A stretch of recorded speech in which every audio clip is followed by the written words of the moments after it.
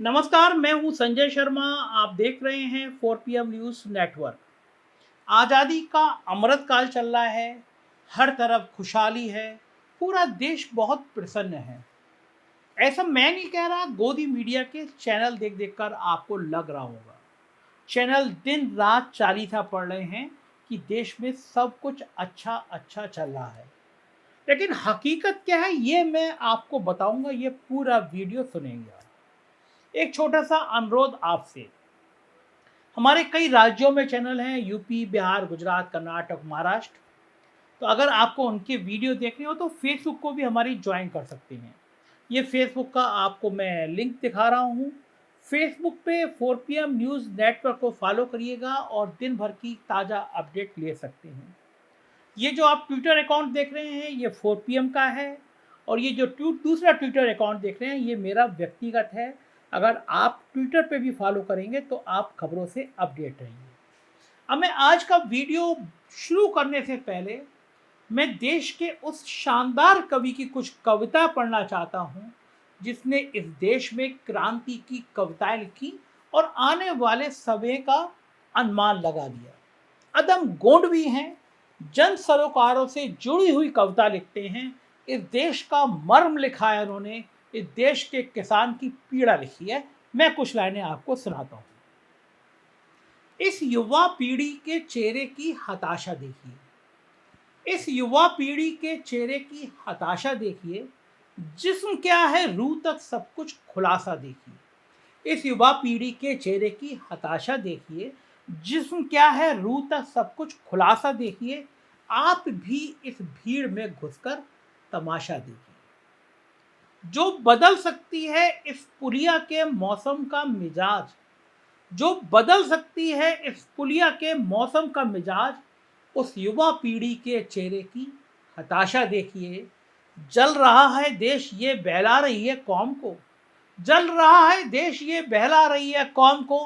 किस तरह अश्लील है कविता की भाषा देखिए। मत्स्य गंधा फिर कोई होगी किसी ऋषि का शिकार, मत्स्य गंधा फिर कोई होगी किसी ऋषि का शिकार।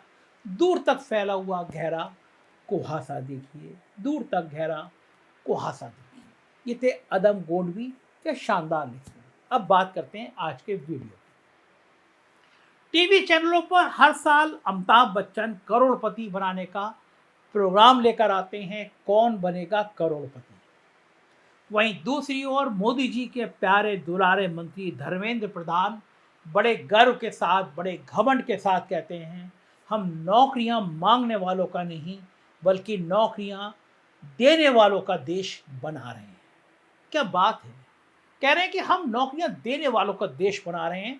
कहाँ नौकरी दे रहे हैं, कौन सा देश बना रहे हैं, ये तो हमें नहीं पता। लेकिन मैं जो आपको बताने जा रहा हूं उसे सुनकर आपका सिर चकराने लगेगा, क्योंकि किसी गोदी मीडिया ने आपको ये कभी नहीं बताया होगा जो मैं आपको बता रहा हूँ। गोदी मीडिया के चैनलों में तो आप कूद कूद कर हो रही पत्रकारिता को देख रहे होंगे, कभी चीते की ड्रेस पहनकर एंकर जो आ रहे हैं उन्हें देख रहे होंगे, और कहीं मारपीट टीवी स्टूडियो में होते देख रहे होंगे, और कहीं नोएडा स्टूडियो में बिना तूफान आए लोग छाता लेकर हिल डुल रहे हैं। ऐसा सीन आप देख रहे हैं।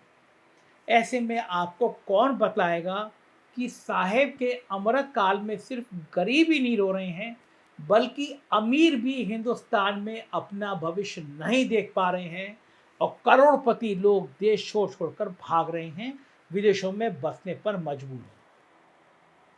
साहेब के मंत्री गिरिराज बाबू, अमीर लोग तो पासपोर्ट और वीजा बनवाकर वतन छोड़ देने में सक्षम हैं, लेकिन आप तो बात बात पर लोगों को पाकिस्तान भेजते रहते हैं।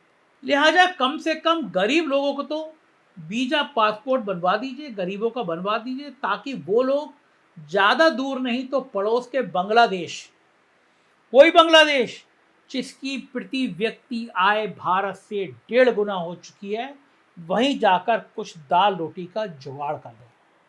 आपको पता है ये बात कितनी शर्मनाक बात है। वो बांग्लादेश जिसको इंदिरा गांधी ने बनवाया था, पाकिस्तान के 2 टुकड़े कर दिए थे, वहां पे प्रति व्यक्ति आय भारत से ज्यादा हो चुकी है। अमीरों के लिए सरकार कर रही हो नहीं कर रही हो, लेकिन बदनामी बहुत है सरकार की। लेकिन अब अमीर लोग भी देश छोड़कर जा रहे हैं, ये डिटेल में आपको बता रहा हूँ। ताज़ा अनुमानों के अनुसार इस साल लगभग 6,500 लोग देश छोड़कर विदेशी नागरिकता लेने की कतार में हैं। लेकिन ऐसा क्यों हो रहा है, क्यों करोड़पति छोड़कर जा रहे हैं? ये जानने से पहले ये जानना जरूरी है कि करोड़पति की लिस्ट में वो कौन से लोग हैं जो साहेब के अमृत काल में देश छोड़कर विदेश आ रहे हैं और साहेब की किरकिरी करवा रहे हैं। क्योंकि उनकी सरकार पर तो अमीरों की सरकार होने का लेवल चस्पा है। हम दो हमारे दो की सरकार कहीं भला जाती है? जी हाँ, यही असली दिक्कत है कि साहेब की नज़र में हमारे दो ही असली अमीर हैं, लिहाजा वो उनको ही आगे बढ़ाने की ज़रूरत समझते हैं। अब आप खुद ही देख लीजिए, आपकी मोटरसाइकिल का पेट्रोल हो या आपके खाने का सरसों का तेल हो या पकौड़े तलने की रिफाइन हो, वही पकौड़े जिनके लिए साहब कहते हैं बेरोजगार हो तो नौकरी जरूरत क्या है तलाश करने की, पकौड़े तलो और रोजगार पाओ। आप जो सेब खरीद रहे हैं वो हो या एयरपोर्ट का मैनेजमेंट हो, यहाँ तक कि पावर प्लांट हो, ज़्यादातर तो हमारे दो के ही हैं। ऐसे में छोटी मोटी गली मोहल्ले के अमीरों को भला कौन पूछता है?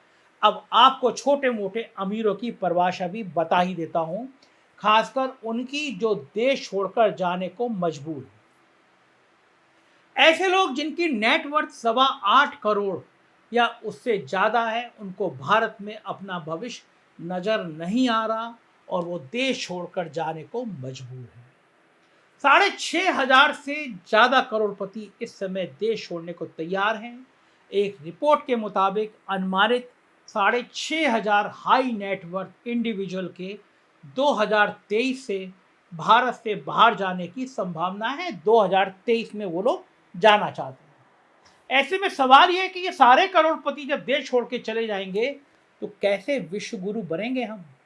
हेनली प्राइवेट वेल्थ माइग्रेशन की 2023 की एक रिपोर्ट में ये खुलासा हुआ है। ये फर्म दुनिया भर में पैसों और निवेश के ट्रेंड्स पर नजर रखती है। रिपोर्ट में कहा गया है कि भारत में करोड़पतियों की संख्या 2022 की तुलना में 13% कम है। पिछले साल 7,500 करोड़पति भारत छोड़कर चले गए। संख्या कम इसलिए भी है कि कनाडा और ऑस्ट्रेलिया जैसे देशों ने अब मुश्किल से मुश्किल परिस्थितियां कर दी हैं कि आप उनके यहाँ नागरिकता लेना चाहें तो। कनाडा में लाइन लगी पड़ी है, भारतीय लोगों के निवेदन की लाइन लगी पड़ी है। लेकिन सवाल यह है कि लोग आखिर देश छोड़कर क्यों जा रहे हैं? तो इसकी पृष्ठभूमि समझने के लिए मैं आपको 2011 के साल में ले चलता हूं। तब वित्त मंत्री प्रणब मुखर्जी ने नेशनल मैन्युफैक्चरिंग पॉलिसी NMP का खाका पेश किया। तब कहा गया कि हमारे देश में मैन्युफैक्चरिंग यानी विनिर्माण की स्थिति दयनीय है और GDP में उसका योगदान 10% के आसपास ही है। तब उसे 25% और उससे भी ऊपर लाने के लिए NMP लाई गई। फिर 2014 में तो साहेब ही आ गए और फिर जब साहेब के काम करने का अंदाज तो आपको मालूम ही है। मनमोहन सिंह की बैंक खाता खुलवाने की स्वाभिमान योजना का नाम बदलकर साहेब ने जनधन योजना कर दिया और उस पर अपना ठप्पा लगा दिया। उसी तरह NMP को झाड़ पोंछ कर एकदम नए क्लेवर और नए नाम मेक इन इंडिया के साथ सबके सामने रख दिया गया।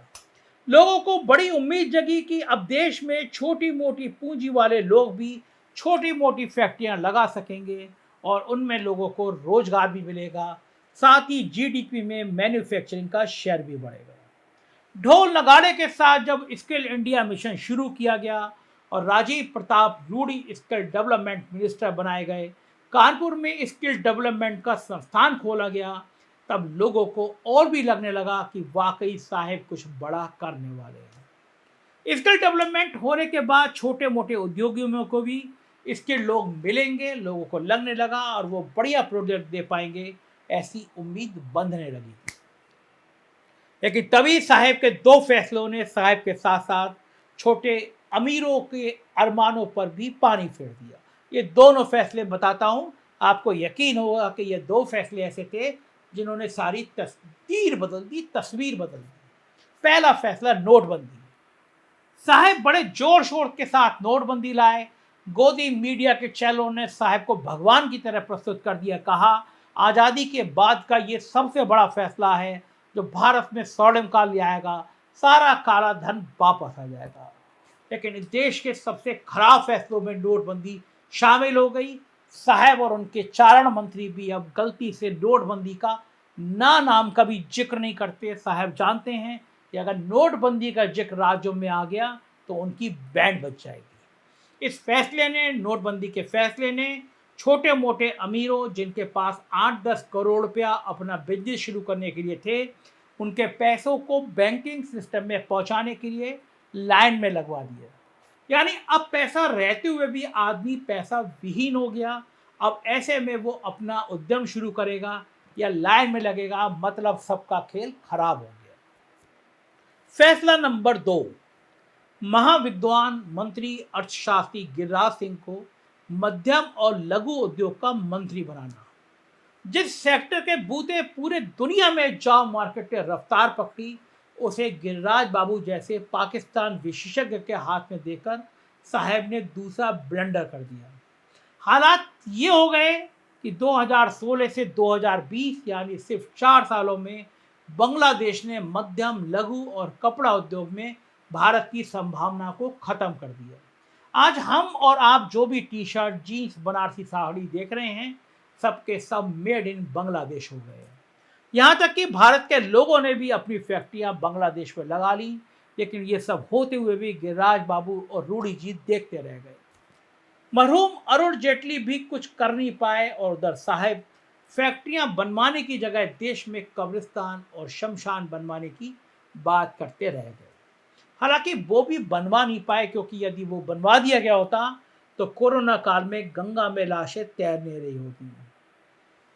अब ऐसे हालात में जहाँ की करेंसी इतनी वोलेटाइल हो कि पता नहीं कब डिमोनेटाइज हो जाए, कोई उम्मीद ना हो कि उस पैसे से कुछ किया जा सके, तो फिर देश छोड़कर जाना मजबूरी बन जाता है, वरना कौन अपने प्यारे वतन को छोड़ना चाहता है।